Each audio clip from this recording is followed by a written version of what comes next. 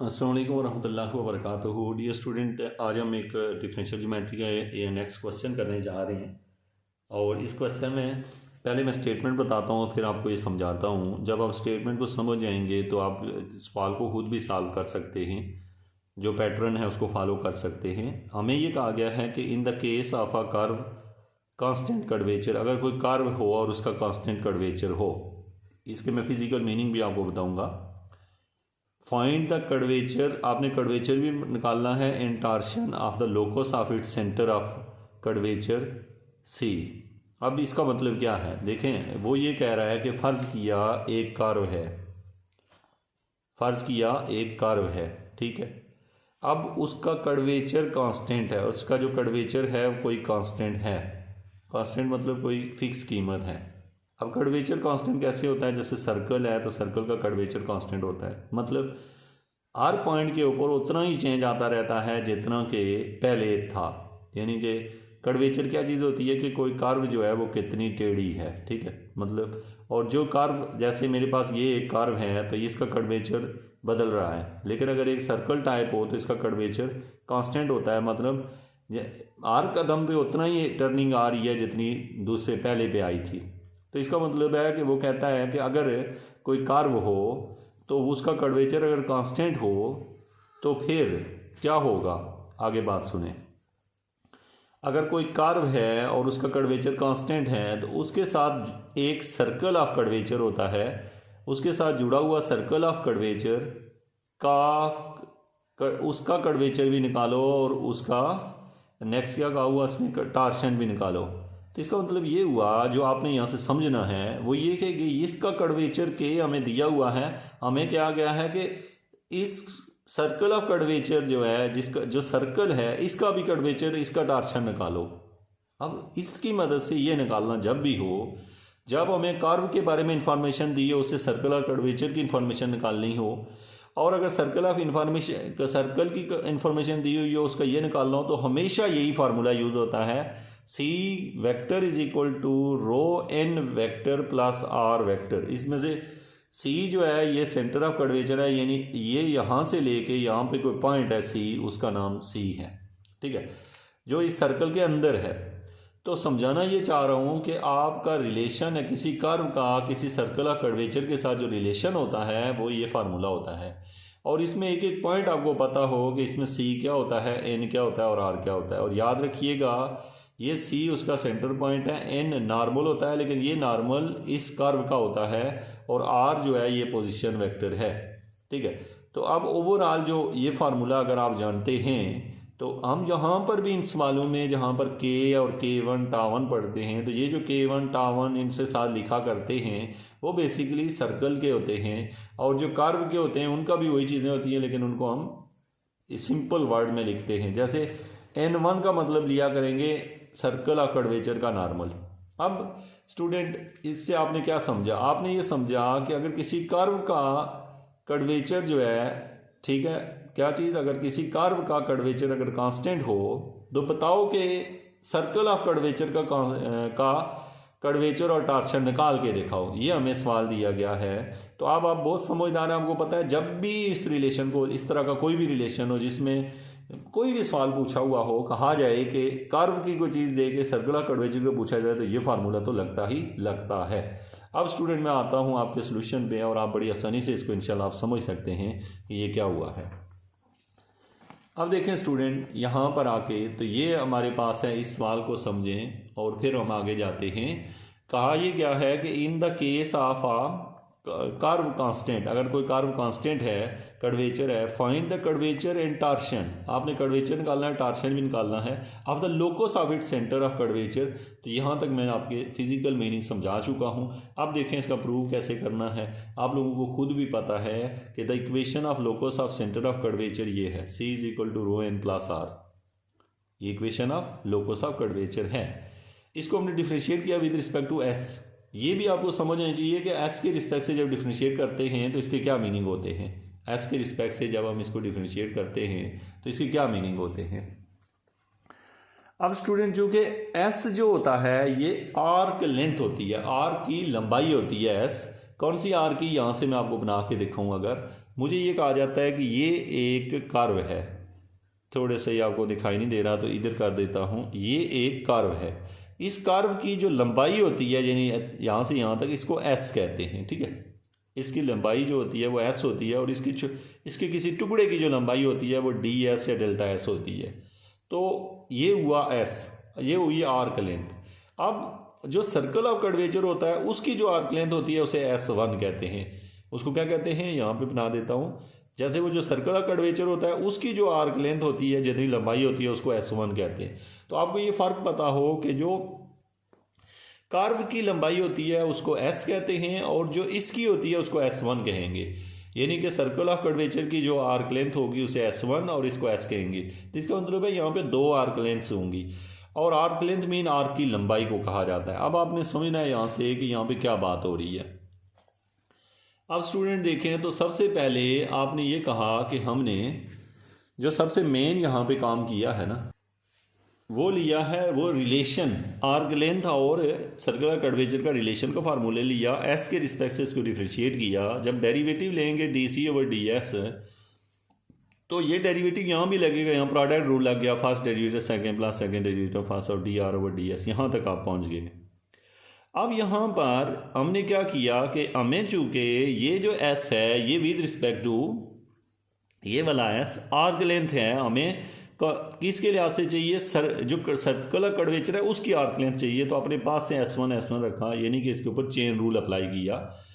और बाकी जो टर्म थी जैसे रो, इसको हमने रो प्राइम कह दिया, एन एज इट इज़ है, रो एज इट इज़ लिखा, इसको भी एन प्राइम कह दिया, इसको रो प्राइम, और ये हो गया आर प्राइम। ये कीमतें डाल दी क्योंकि हमें पता है डी रो और डी एस ये होता है। अब देखें, अब चूँकि आप यहाँ जब हम पहुँच गए हैं तो अब आपको पता है कि यहाँ पर जो टर्म है हमारे पास है रो प्राइम। क्या है, जो रो प्राइम है वो ज़ीरो हो जाएगी। क्यों ज़ीरो हो जाएगी, ऊपर हम पढ़ के आए हैं कि उसका जो कर्वेचर है वो कांस्टेंट है और जो रो होता है वो कर्वेचर पे डिपेंड करता है। अगर कर्वेचर कांस्टेंट है तो रो कांस्टेंट है और कांस्टेंट का डेरिवेटिव ज़ीरो होता है, लिहाजा ये टर्म क्या हो गई, ज़ीरो। पीछे जो टर्म बची है वो ये है और इस टर्म को एज इट इज़ हमने यहाँ लिखा। अब एन प्राइम की कीमत हम पहले से ही जानते हैं, यहाँ पर लिखी हुई है, ये एन प्राइम की कीमत होती है और पीछे बार बार मैं आपको बताता आया हूँ यही एक कीमत होती है। रो की कीमत ये होती है, इसमें अगर के कांस्टेंट हो तो रो भी कांस्टेंट होता है।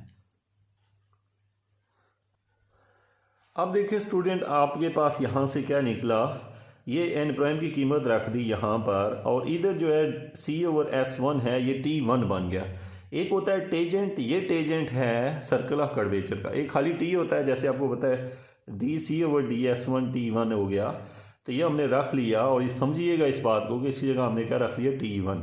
आपको मैंने समझाया हुआ है कि टी एक होता है टी और एक होता है T1, दोनों में फ़र्क क्या होता है ये आपको पता है, नहीं तो मैं यहाँ फिर बता देता हूँ। देखें, मेरे पास ये कर्व है, इसके ऊपर जो टेजेंट होता है उसे टी कहते हैं और जो सर्कल ऑफ कर्वेचर होता है उसके ऊपर जो टेजेंट होता है उसके T1 कहते हैं। ये यहाँ तक आपको समझो कि सर्कल ऑफ कर्वेचर के ऊपर टेजेंट को T1 कहेंगे और जो कर्व के ऊपर टेजेंट है उसका नाम T है। तो ये चूँकि S1 के रिस्पेक्ट से और S1 जो है वो आर्क लेंथ है किसके लिहाज से, सर्कल ऑफ कर्वेचर, तो इसलिए ऐसे लिखा हुआ है। तो अब यहाँ तक आपका ये क्वेश्चन हो गया है। अब अगर स्टूडेंट हम आगे देखें नेक्स्ट वन पेज पे, तो ये यहाँ तक आप पहुँच गए हैं और उसके बाद देखें ये हो गया मेरे पास। इनको हम कंपेयर करते हैं आपस में। कंपेयर कैसे किया जाता है, देखें ये T1 एक वेक्टर है और उधर B भी वेक्टर है, इसका मतलब वेक्टर वेक्टर के बराबर होगा और स्केलर स्केलर के। तो कंपेयर किया, T1 B वेक्टर के बराबर है और जो स्केलर पार्ट है वो स्केलर के इक्वल हो गया। ये बन गई इक्वेशन नंबर 1 और 2। अब स्टूडेंट आपकी जब 1 और 2 बन गई हैं तो अब हमने फिर से दोबारा क्या किया, डिफ्रेंशिएट किया इक्वेशन 1 को विद रिस्पेक्ट टू S। ये जो 1 है ये वाली, इसको फिर S के रिस्पेक्ट से डिफ्रेंशिएट किया। अब आपके जहन में सवाल आता है क्यों कर रहे हैं। देखें ऊपर शुरू में उसने हमसे पूछा था कि अगर मैं आर्क लेंथ का कर्वेचर कांस्टेंट हो तो बताओ फिर आप कर्वेचर और टार्शन निकालो। और याद रखो कर्वेचर और टार्शन निकालने के लिए ज़रूरी होता है कि उसका जो ये T1 अभी निकला किसका है, ये अभी टेजेंट निकला है, टेजेंट से हमने कर्वेचर और टार्शन निकालना है। तो सो इसका फिर से डेरिवेटिव लिया S के रिस्पेक्ट से। अब आप बहुत सियाने हैं, आपको पता है S से फिर हम S1 में जाएंगे और वो कैसे जाते होते हैं, चेन रूल से। अब देखें फिर से हम यहाँ आ गए हैं अब हम लगाने लगे हैं बच्चों चेन रूल। चेन रूल यानी S1 अपने पास से यहाँ ऐड कर दिया ताकि हम सर्कल ऑफ कार्व से सर्कल ऑफ कर्वेचर में चले गए हैं और वहाँ पे B प्राइम आ गया। अब B प्राइम की कीमत हमें पता है माइनस टा n होती है। ये तीन ही कीमतें होती है T प्राइम, B प्राइम और N प्राइम की, जो हमेशा हम यूज़ करते हैं। प्रीवियस वीडियो अगर आपने मेरी देखी है तो आपको पता है कि ये तीन मेन कीमतें होती हैं जो बार बार आपको याद रखनी पड़ती हैं। T प्राइम किसके बराबर होता है, K प्राइम और N प्राइम। तो इसकी जगह तो ये आ गया, इसकी जगह हमने T1 प्राइम लिख दिया क्योंकि ये आपको पता है ये टेजेंट का डेरिवेटिव आ जाएगा विद रिस्पेक्ट टू S1, और जो टेजेंट का डेरिवेटिव होता है उसको Kn कहते हैं। ये हमने पीछे पढ़ा हुआ है सेरेंट फेरेंट फार्मूले से कि T का डेरिवेटिव Kn होता है और T1 का K1n आ जाएगा हमारे पास। अब देखें यहाँ पे स्टूडेंट हमारे पास आ गया next one T1 equal to ds1 over ds minus टा n। यहाँ पे आ गया ds1 over ds equal to rho t। ये कीमत हमें पहले ही पता है, ये हमने पीछे डिराइव की हुई है। तो ये जो कीमत है जो इक्वेशन नंबर 2 में हम पीछे कंपेयर करके निकाली थी, ये कीमत जो है वो यहाँ पुट की तो इक्वेशन ये बनी है। अब स्टूडेंट हमारे पास है, इसको मज़ीद सिंप्लीफाई किया। अब आपने एक चीज़ नोट किया है कि इस सवाल में जहाँ ds1 ओवर ds है उसकी जगह हमने पुट कर दिया है ds1 ओवर ds की जगह ये कीमत पुट की है, और जो रो T1 और T1 प्राइम की जगह K1n रखा है। याद रखिएगा कि जो नॉर्मल होता है, ये बड़ा इंटरेस्टिंग बात होती है, याद रखें कि दोनों का नॉर्मल सेम होगा। दोनों का नॉर्मल क्या है, सेम है। किन दोनों का मतलब मैं ये बताना चाह रहा हूँ कि यहाँ पे देखें तो एक कर्व है, एक क्या है, कर्व है। लेट्स सपोज ये आपकी एक कर्व है। इस कर्व का जो नॉर्मल होगा, इस कर्व का जो भी नॉर्मल होगा, ठीक है, जिधर भी है, वही नॉर्मल जो सर्कल ऑफ कर्वेचर होगा उसका भी वही होगा। तो इसलिए फार्मूला था T is equal to Kn, और T1 जो यानी इसका जो टेजेंट होता है उसका फार्मूला होता है K1n। यानी दोनों का कर्वेचर तो बदल जाता है लेकिन नॉर्मल क्या होता है, दोनों का सेम होता है। तो इस वजह से हम जहाँ पर ये फार्मूला पुट किया तो n को n1 नहीं लिखा, n ही लिखा है। तो फिर इसके बाद यहाँ पे K1n 1 ओवर K, रो की कीमत होती है 1 ओवर K, इसको सिंप्लीफाई किया तो ये आंसर निकला K1n equal to minus Kn।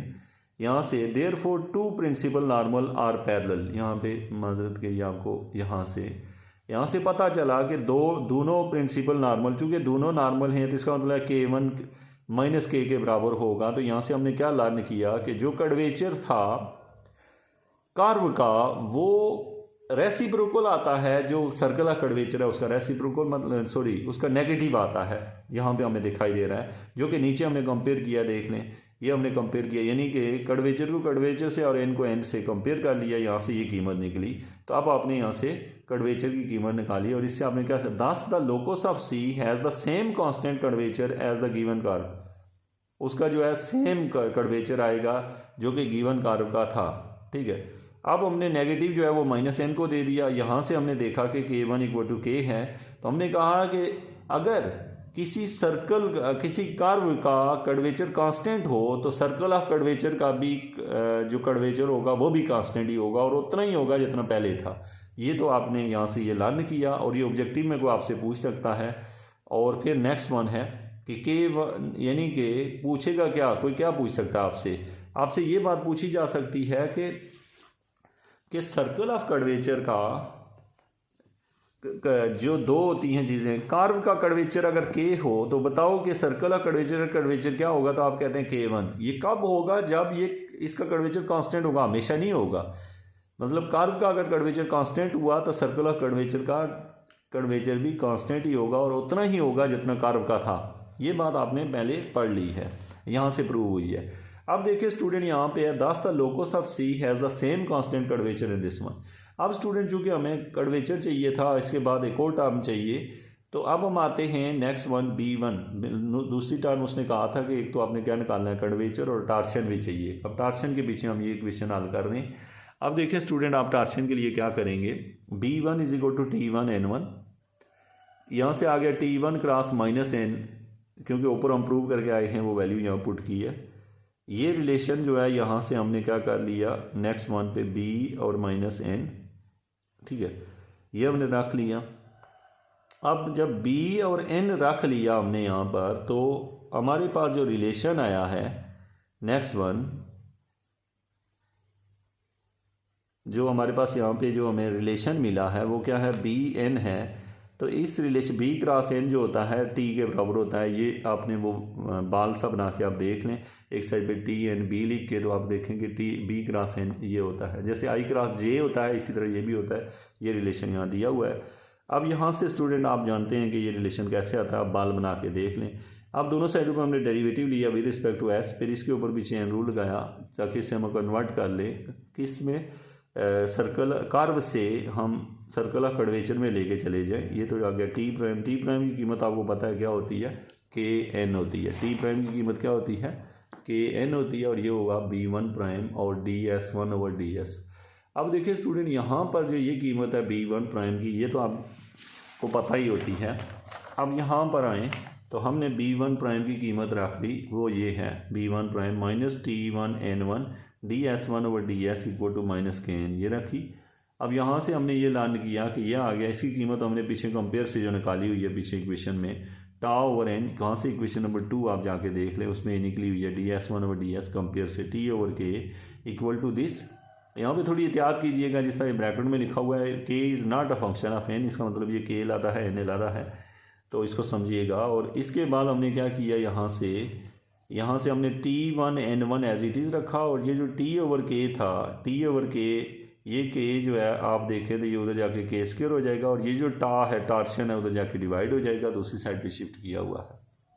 अब यहाँ से दोनों साइडों से हम अगर कंपेयर करें तो यहाँ से बना है टी वन जो है हमारे पास, सॉरी यहाँ से टा वन, ठीक है, वो बराबर है के स्क्वायर ओवर टा। आपको कैसे पता चला, यहाँ से ना एन नॉर्मल के इक्वल हो जाएगा और एन भी नॉर्मल के साथ चला जाएगा, तो बाकी जो कीमत बचेगी वो ये है। तो हमें टार्शन भी मिल गया है, this is the torsion of the locus of the centre of curvature. तो आपने ये देखा कि अब मेरा आपसे सवाल ये है कि इस सवाल में आपने क्या लर्न किया, बहुत ही इंपॉर्टेंट सवाल है। तो आपने ये कहा कि जब किसी, यानी कि एक तो ये रिलेशन आपने याद रखना है, इम्पॉर्टेंट है ये जब किसी कर्व का कर्वेचर अगर कांस्टेंट हो तो सर्कल ऑफ कर्वेचर का कर्वेचर भी जो के वन होता है वो भी के ही होगा। ये बात आपने याद रखनी है।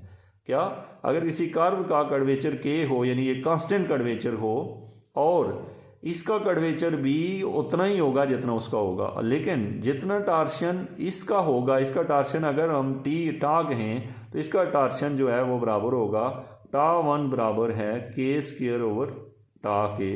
तो इसका मतलब है ये रिलेशन होता है। अगर इसमें ये फार्मूला आपने याद रखना है।